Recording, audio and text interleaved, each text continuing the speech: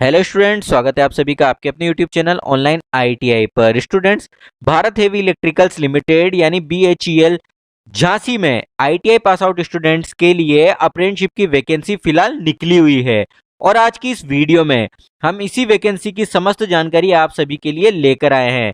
तो स्टूडेंट, बिना देर की शुरू करते हैं आज के वीडियो को और बताते हैं इस वैकेंसी में आप किस तरीके से अप्लाई कर सकते हैं। इस वैकेंसी की इंपॉर्टेंट डिटेल्स क्या क्या रहेंगी। तो स्टूडेंट, जैसा कि स्क्रीन पर आपको विज्ञापन नजर आ रहा है, इस विज्ञापन में सबसे पहले जो रिक्त पद हैं, किस ट्रेड के लिए, किस ट्रेड के स्टूडेंट्स के लिए कितने पद निकाले गए हैं, इसकी जानकारी आपको स्क्रीन पर नजर आ रही है। सबसे पहले आप देखेंगे फीटर ट्रेड। फीटर ट्रेड के लिए 23 पद यहाँ पर निकाले गए हैं और जो प्रशिक्षण की अवधि है ये सभी ट्रेडों के लिए 1 वर्ष की है। ठीक है। इसी तरीके से नेक्स्ट ट्रेड है टर्नर ट्रेड। इसके लिए 2 पद रिक्त हैं। मशीनिस्ट ट्रेड के 3 पद हैं। इलेक्ट्रॉनिक मैकेनिक के 2 पद हैं। इलेक्ट्रीशियन ट्रेड के 18 पदों पर यहाँ वैकेंसी निकली हुई है। इसी तरीके से वेल्डर, गैस एंड इलेक्ट्रिक के 8 पद हैं। ड्राफ्ट्समैन मैकेनिक के 3 पद हैं। और जो नेक्स्ट है programming and system administration assistant, इसके 2 पद यहाँ पर निकले हुए हैं। और इन रिक्त पदों के लिए आप आवेदन करेंगे तो आपको 1 वर्ष के लिए अप्रेंटिसशिप का मौका बीएचईएल में दिया जाएगा।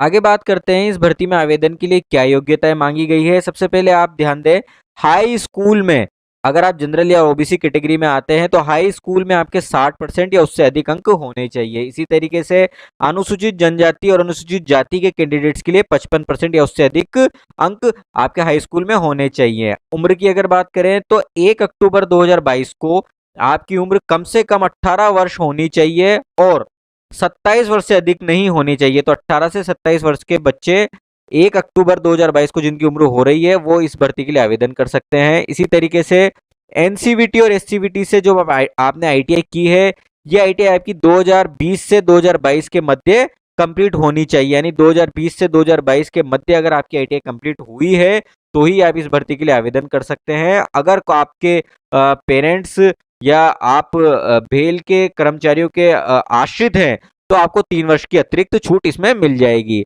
इसके अलावा अगर आईटीआई की परसेंटेज की बात करें तो आईटीआई में जो आपकी परसेंटेज है जनरल और ओबीसी कैंडिडेट के लिए वो 60% या उससे अधिक मांगी गई है। इसी तरीके से अनुसूचित जाति और जनजाति के लिए 55% या उससे अधिक परसेंटेज मांगी गई है। इसके अलावा आप ध्यान दें कि इस भर्ती में अगर आप आवेदन करना चाहते हैं तो ये जरूरी है कि आपने इससे पहले किसी भी जगह से अप्रेंटिसशिप नहीं की हो, जो कि प्रशिक्षु अधिनियम 1961 के अंतर्गत आती हो। ठीक है। इसके अलावा अगली जो इंपॉर्टेंट चीज है वो ये है कि आपको आपके आवेदन करते टाइम आपकी जो मार्कशीट है वो ओरिजिनल आपके पास होनी चाहिए। अस्थायी अंक तालिका इसके लिए स्वीकार नहीं की जाएगी। इसके अलावा आवेदक को www.apprenticeshipindia.gov.in पे रजिस्ट्रेशन होना अनिवार्य है। जैसा कि स्टूडेंट मैंने आपको अपनी पिछली वीडियो में बताया था कि किसी भी कैंडिडेट को किसी भी अप्रेंटिसशिप में अप्लाई करने के लिए apprenticeshipindia.gov.in पर अप्लाई करना जरूरी होता है, पंजीकृत करना जरूरी होता है। ठीक है। आगे बात करते हैं और जानते हैं कि इस भर्ती के लिए किस तरीके से आवेदन करना है और किस तरीके से इस भर्ती के लिए आपका सिलेक्शन होने वाला है। तो स्टूडेंट, जैसा कि मैंने आपको बताया था, सबसे पहले आप सभी को apprenticeshipindia.gov.in की वेबसाइट पर रजिस्ट्रेशन कराना पड़ेगा और उस रजिस्ट्रेशन के उपरांत आपको रजिस्ट्रेशन नंबर प्राप्त होगा। और द्वितीय चरण में, जैसा कि इसमें चरणबद्ध आपको जानकारी दी गई है, द्वितीय चरण में जो अप्रेंटिसशिप की साइट है जिसपे आप रजिस्ट्रेशन करवा चुके हैं, उस साइट पर आपको बीएचईएल जो है वो एस्टेब्लिशमेंट सर्च पर सर्च करके वहां पर अप्लाई करना पड़ेगा। ठीक है स्टूडेंट, इसके समस्त प्रक्रिया की जानकारी हमने अपनी एक वीडियो में दी हुई है। अगर आपको ये जानना है किस तरीके से आप अप्रेंटिसशिप की रजिस्ट्रेशन करते हैं और किस तरीके से आप किसी भी भर्ती के लिए आवेदन करते हैं, तो आप उस वीडियो को देखकर ये समस्त जानकारी प्राप्त कर सकते हैं और उसी प्रोसेस के माध्यम से आप बीएचईएल झांसी की अप्रेंटिसशिप के लिए भी आवेदन कर पाएंगे। ठीक है स्टूडेंट, आगे बात करते हैं तृतीय चरण की।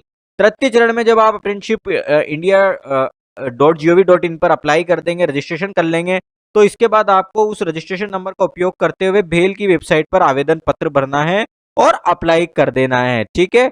भेल की वेबसाइट है वो यहाँ पर मेंशन की हुई है। आप सभी की जानकारी के लिए मैं डिस्क्रिप्शन में भी इस वेबसाइट को डाल दूंगा। ठीक है। अन्य किसी भी प्रकार से आवेदन स्वीकार नहीं किया जाएगा। तो आपको अगर आवेदन करना है तो आपको इसी प्रोसेस से आवेदन करना है। apprenticeship.india.gov.in पर रजिस्ट्रेशन करना है, उसके बाद बेल की वेबसाइट पर आवेदन करना है। अब बात करते हैं किस तरीके से आपका सिलेक्शन होगा कि ये आपने आपके अप्लाई करने के बाद एक लिखित परीक्षा का आयोजन किया जाएगा। ठीक है, लिखित परीक्षा के आयोजन में जो बच्चे टॉपर्स रहेंगे उनको मेरिट बनाकर सूचना दे दी जाएगी कि किन किन बच्चों का इस वैकेंसी के लिए सिलेक्शन हुआ है, और उसी आधार पर स्टूडेंट का सिलेक्शन किया जाएगा। इस सिलेक्शन की जो सूची है, इस सिलेक्शन की जो जानकारी है, वो आप बेल की ऑफिशियल वेबसाइट से प्राप्त कर सकते हैं। ठीक है स्टूडेंट, अब मैं आपको कुछ जानकारी देना चाहूंगा जो कि आपको जानना बेहद जरूरी है।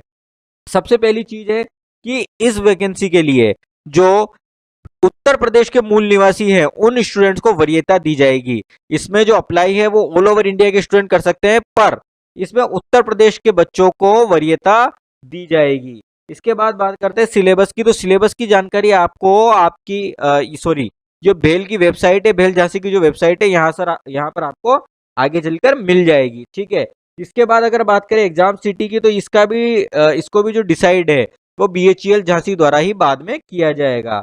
और एक और महत्वपूर्ण बात, जो ओबीसी कैंडिडेट्स हैं, ओबीसी कैंडिडेट्स को ये ध्यान देना होगा कि जब वो इस वैकेंसी के लिए अप्लाई कर रहे हैं तो उन्हें 1 अक्टूबर 2021 से पूर्व जारी किया हुआ जाति प्रमाण पत्र नहीं लगाना है। 1 अक्टूबर 2021 के बाद जारी किया हुआ जाति प्रमाण पत्र ही इस भर्ती के लिए उनका मान्य होगा। इसी तरीके से ईडब्ल्यूएस वाले जो कैंडिडेट है, ईडब्ल्यूएस वाले जो कैंडिडेट है, उनको जो अपना ईडब्ल्यूएस का प्रमाण पत्र लगाना है, वो जो तहसीलदार के पद पर आसीन प्राधिकृत अधिकारी है राज्य या केंद्र शासित द्वारा, उसके द्वारा जो प्रमाणित प्रमाण पत्र है वही प्रस्तुत करना है। ठीक है स्टूडेंट, तो इस वैकेंसी से संबंधित महत्वपूर्ण जानकारी हमने आपको बता दी है।